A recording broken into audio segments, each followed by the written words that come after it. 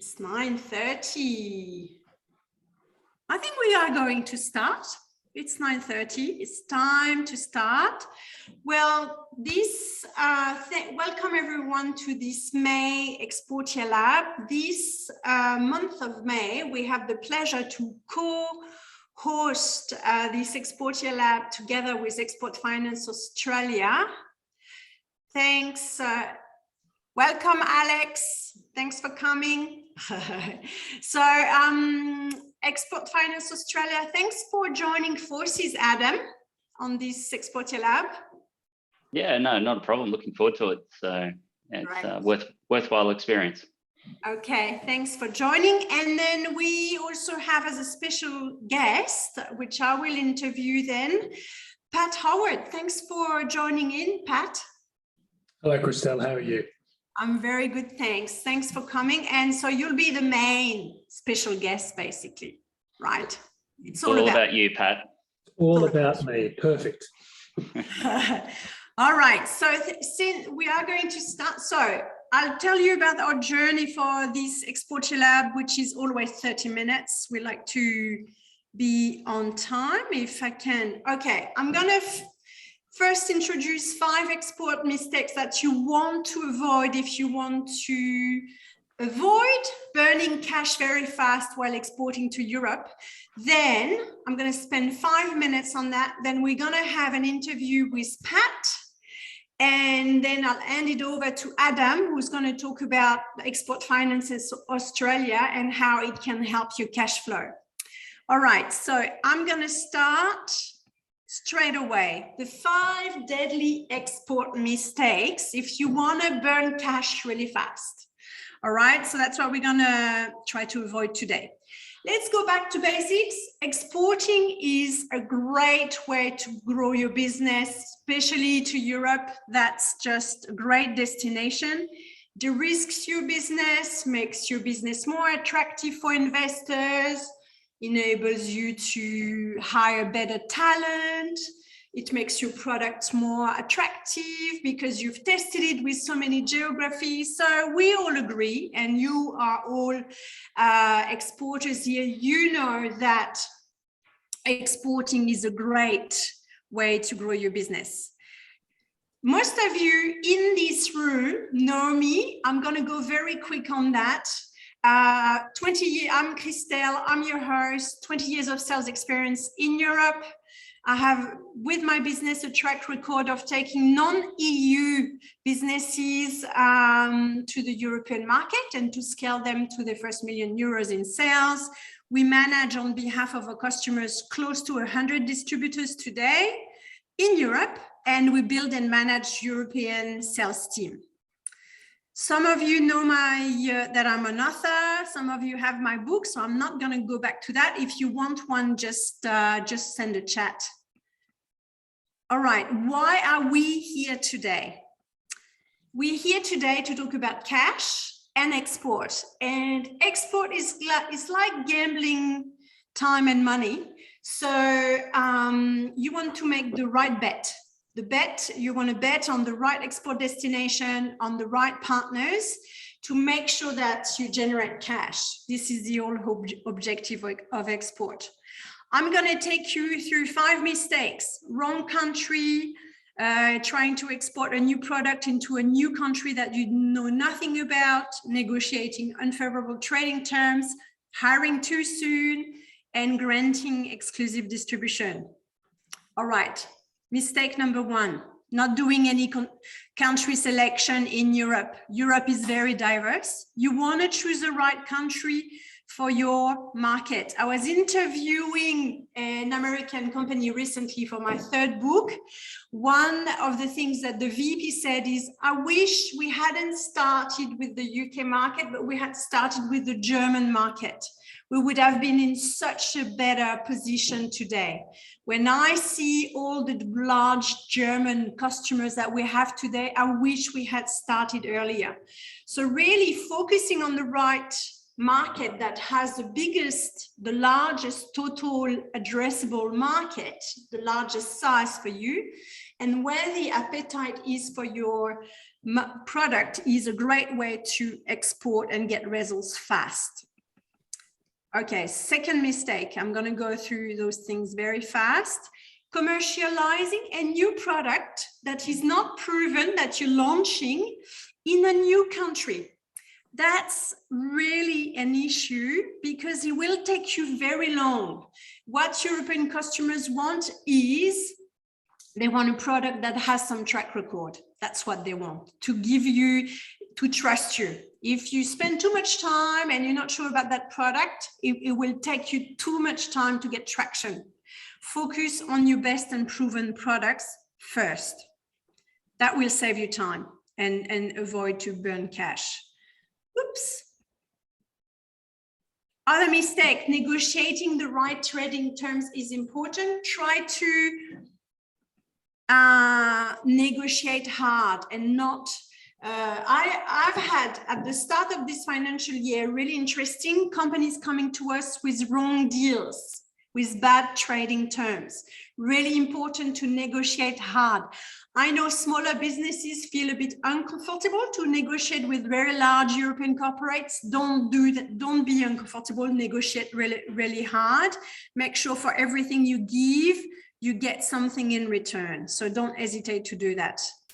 I am now going to move on. Another mistake is hiring too soon, particularly when you don't know the market. So lots of companies hire, they don't know the market, and then it burns cash very fast and they don't get any results.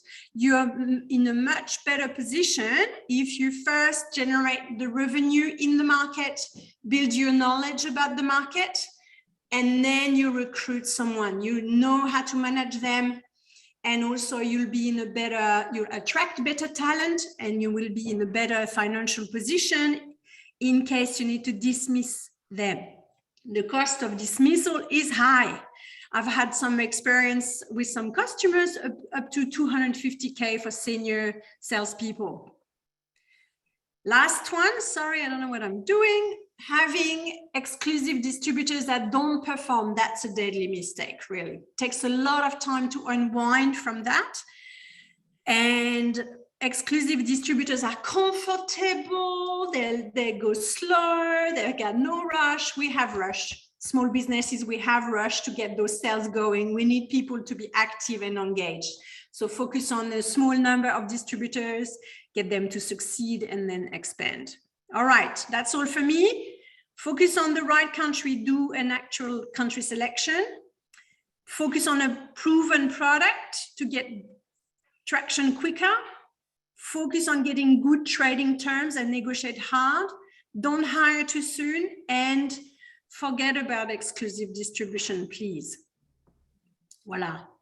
All right, now I challenge you, this little export community that I know well, to look at your current strategy and try to fix something, try to do something better, rethink what you're currently doing. All right, so now I'm done. Now we have Pat. Thanks for joining in. I'm just gonna stop sharing because we just need to see you. All right. Well, Pat, could you please introduce yourself? That would be great. Sure, Christelle. I'm not sure I need to after the 5 tips you just brought up. I'm pretty happy we're done. I think we've covered all the topics that we need to get across. Now, my name is Pat Howard. I'm the CEO of a business called MSL Solutions. We're based here in Brisbane. We have offices in Sydney, Melbourne, Denmark, and the UK, and Cheshire, which is sort of the north of England. I've been here about 2.5 years. It was a turnaround. We effectively got 2 divisions. One is a golf management system, and that deals with your handicapping or golf management systems. I'm not going to talk a lot about that today, but really happy to ask questions on it. Yep. And then we have a point of sale business with add-on tools in terms of ordering solutions on your phone, all very integrated, with a real focus on large enterprise spaces like stadiums, arenas, Yes. those large enterprise spaces. So that's the background of the business. Market cap, depending on which day of the week it is, can be sort of between 70 and 100 million. But we work with Export Finance, and really happy to talk about all of that. But that's effectively the background. Okay, so when did you start? Can you repeat just when you started your engagement with that business and what did you find? Yeah, and I think it's really important on the timing. So I started in August 2019. It was a bit of trouble. It had made about 3 of the 5 mistakes you had discussed earlier. And it's really interesting because you'll have the analyst push you on results have to come quickly every day, and this is how you're going to fix it. And you are going to have to hire 7 people in your new location, and that's the way to do it. And the analysts are often wrong, and because they don't have to run the business. So you've got to deal with that pressure. So I joined in August 2019. We had fix-up mode during that space, and we were starting to get the turnaround to happen within the first 6 months, as you'd expect. 6 months took us to the start of COVID. And we are in point of sale in stadiums and arenas, and anywhere that you go out, that's where we live. So our share price actually went off by 90% during that period, and the business wasn't hurt that much. So we'd made a lot of the changes prior. So it's been a really interesting way to turn around a business, and actually I've really enjoyed the challenge. Yeah. So why was there a cash issue? What was the main issue for you there that you were trying to solve? Yeah, so they'd fallen into, and at our lowest point, and Adam will, who's on the call, will back this up, we're down to about $95,000 at one stage, and normal trading costs around about $1.5 million a month these days. They'd blown out their costs by setting up offices in locations where they had no revenue. Exactly to your point earlier. They wanted to appear big rather than actually be steady as she goes. And that's one of the really challenges. Trying to take new products into countries that didn't work. So they'd made all those based, but they also didn't own their own IP. So they were, and so that you cannot be malleable to customers as they grow, dealing with the larger enterprise. They were a reseller of a significant amount of products in the point of sale business. They did own their IP in golf, but they were legacy products. So there was a real focus in that first 12 months for me. We were the biggest reseller of one product, and to take that in-house, and we worked very hard to bring that IP in-house, and that has been the most material change to the business. So what did Export Finance enable you to do in that process, in that recovery process? Yeah, so, and look, it's a really interesting space, and I'm sure many of your callers or people listening today will experience this. So when you are cash flow negative, trying to get, the banks will want nothing to do with you. But you can go and raise capital or hybrid funds very, very easily, but at a huge cost to the business. I had more convertible notes than I could throw my hat at, with 14% interest rates and and taking huge equity positions that you would leave every day of the week. What Export Finance did, and I don't want to make Adam feel too big and positive here, but he saw the opportunity in the acquisition we were making, let alone the business we were. And he saw that the consolidated group together was cash flow positive and would really turn that business around. And we had a very clear time frame that this had to be paid back in a short period of time. And they filled a hole that no bank would touch us on, no bank. I could have gone and raised capital easily, and it would have been hugely dilutive. So share price at the time was 7 cents, 8 cents. It's, it's more than 3 times that today, and it's been as much as 4 times that. That was the ability to be able to get that conversion across, become cash flow positive on the consolidated business, and we haven't looked back since. And Export Finance did a fantastic job, and we were expecting that our export REM will exceed the Australian REM in FY23. We're seeing that growth, and we get a fairly good look at our pipeline and the time when we recognise revenue. We've won some really big deals in one country, to your point earlier, Christelle. We focused on the UK, and that has actually allowed some leverageable opportunities in other countries because of that, making sure that you won that beachhead. Yes. So what do you think is the impact of that, being, having that cash flow issue fixed? What's the impact on your export? Well, we're allowed to then go and if I talk about $95,000 at the low point, we have a cash balance today of 9 million, and we are cash flow positive every single month. That allows you to take away 10%, 15%, whatever the right times, and we have some board-enabled numbers to invest in R&D when we do need to work with large enterprise models. So we will remain cash flow positive to try and win those bigger deals and say, well, they'll need some specific areas to be able to deal with multiple venues, multiple enterprise, to do long-term 5-year, 10-year deals. And once you've locked in your tenure, then you can go and siphon off some of that to be able to invest in long-term relationships, builds greater rapport, you do what you're going to be able to do, you build trust, so that not only do you renew, you have referenceable sites to be able to take into other locations, particularly in those areas. But we're starting to see, in large multinationals, let's say Sodexo, who are French, and we're dealing with their Paris office at the moment, because they have Australian and UK operations. Can you leverage this into other countries in other parts of mainland Europe? Yes, we can. You need to invest? Yes, we can afford to do that. So we've made sure that the great challenge for leaders on this call is being able to say, when the analysts want to be able to say to you, you're not growing quick enough, you need to spend more salespeople. Quite frankly, CEOs do big deals. That you need to be in the room. You need to earn the trust, and the person earning X small amounts of commission aren't always the people to build your business. They may help grow once you've got your advocacy, but I think your last point on hiring too early was excellent. Yes, and you're learning about your business, you're readjusting, and then it kind of trickles down the entire business, your marketing message, your products modification. Like it has so much value to generate revenue first. Focus on that. Yes. Excellent. All right. So I would suggest that participants start to think about questions as we're gonna, for Pat, maybe I have one. Well, Alex, I'm gonna ask the question directly to Adam. Adam, can you please tell us more about Export Finance Australia, which is kind of a best kept secret of Australia for exporters or something like that? Can we share what you can do there? Thanks, Christelle, and good points there, Pat. I think the key takeaway from what Pat was talking about, it does take time. It's important to do your research and get it right, because it is costly.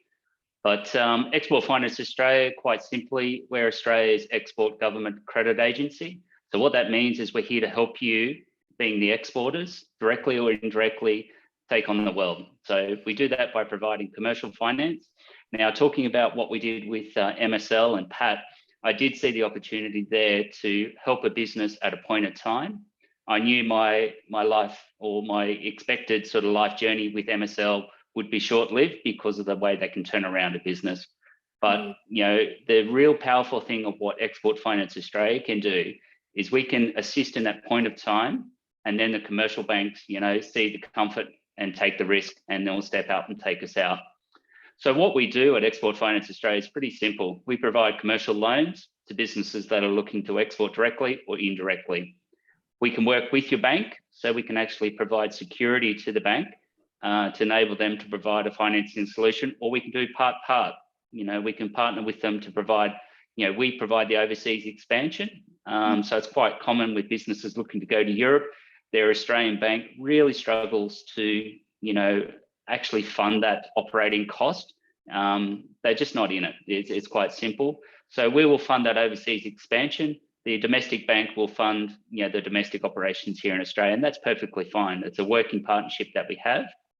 Yep. Banks really enjoy working with us because we're actually not taking their market share away from them. We're actually complementing them.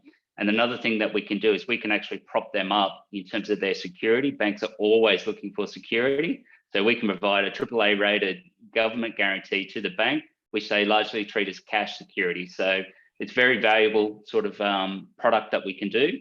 But I think the most important thing, I see there's a question pop up there in the Yes. about limit.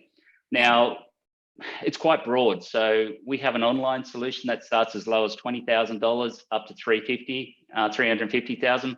Then we go into the millions and billions. Okay, so when you have a look at what your need is, it's really about understanding how we can come up with a financial need.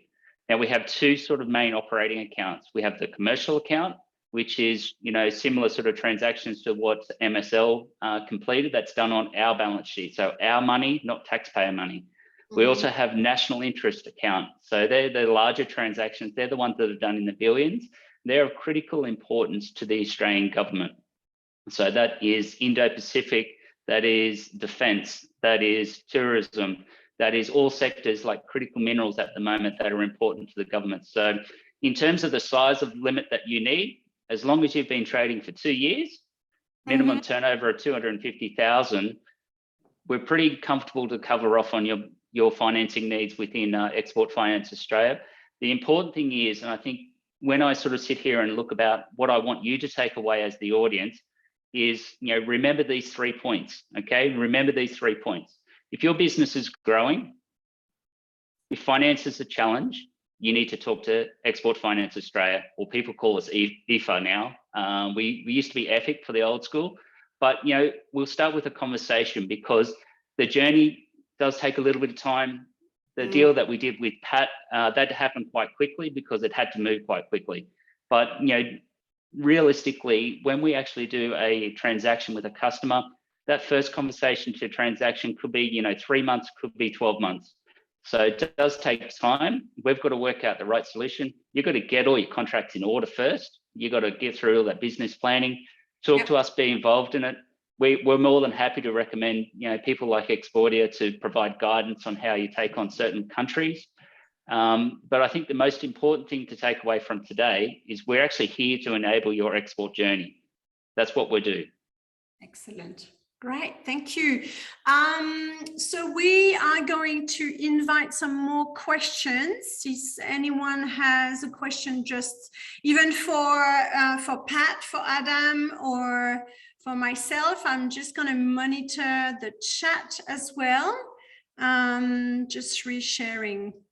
So while they're going, and look, I can support where Adam's gone. You know, we got through that period where we weren't getting bank interest. Now I'm getting knocked, you know, every bank that wants to talk to us at every point to deal with growth. And as a listed company, look, we've got to make a lot of capital management decisions regarding whether or not we run funded from our own cash. We look to raise capital for acquisitions and what's going to be the best interest of the shareholders. But when we were talking about that initial acquisition, it was Export Finance really, or some very, very expensive hybrid type convertible notes. And, you know, we're extremely glad we did the work with EFA, which was EFIC at the time.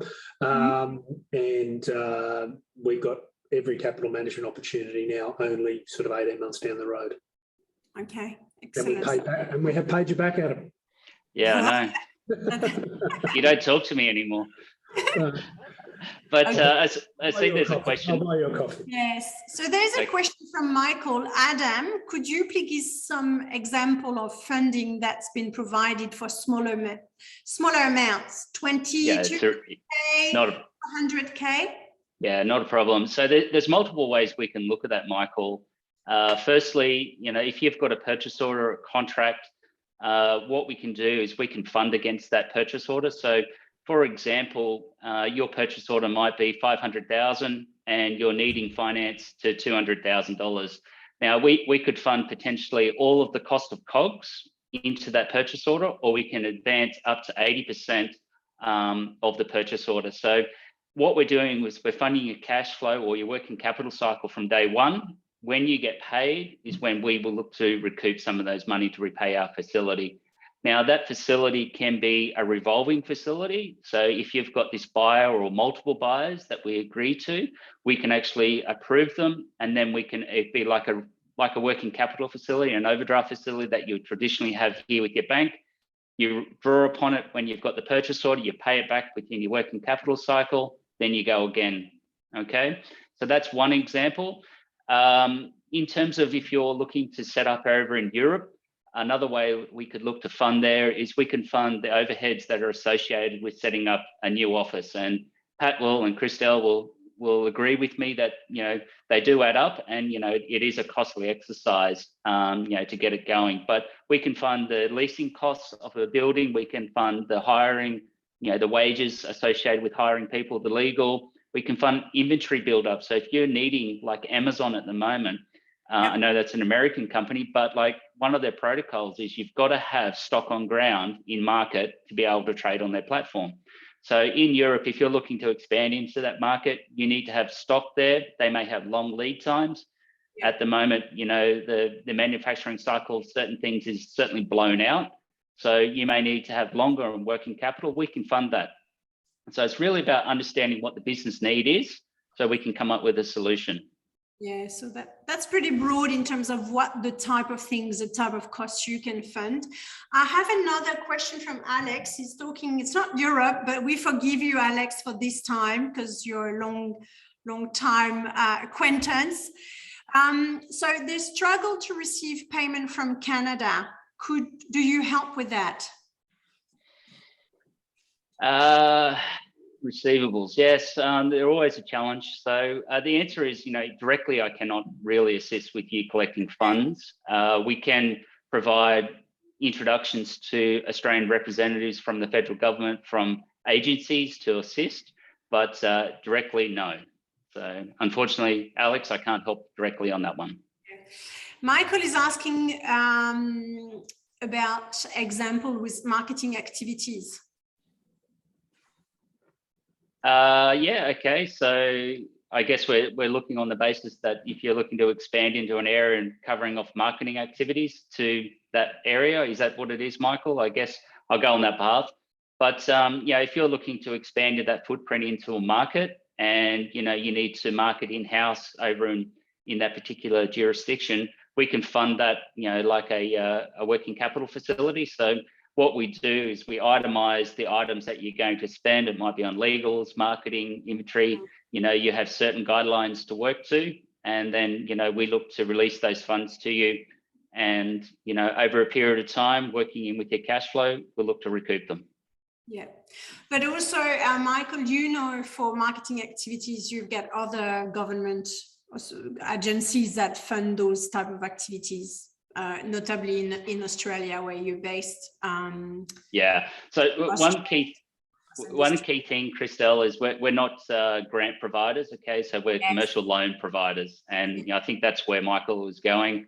There are other agencies that and organisations that support those kind of initiatives, but my role is to provide commercial financing, not free money. So that's why I get a coffee from Pat once every 2 years. Okay. All right. So is there any other question? I would like to, let's have a look at that. Thank you everyone for joining. I think it's worth mentioning that we're going to have another session on a second case study with Gary Morgan and Export Finance Australia on the 9th of August. So if you tune in, you'll receive the invite. Same topic, cash flow and export.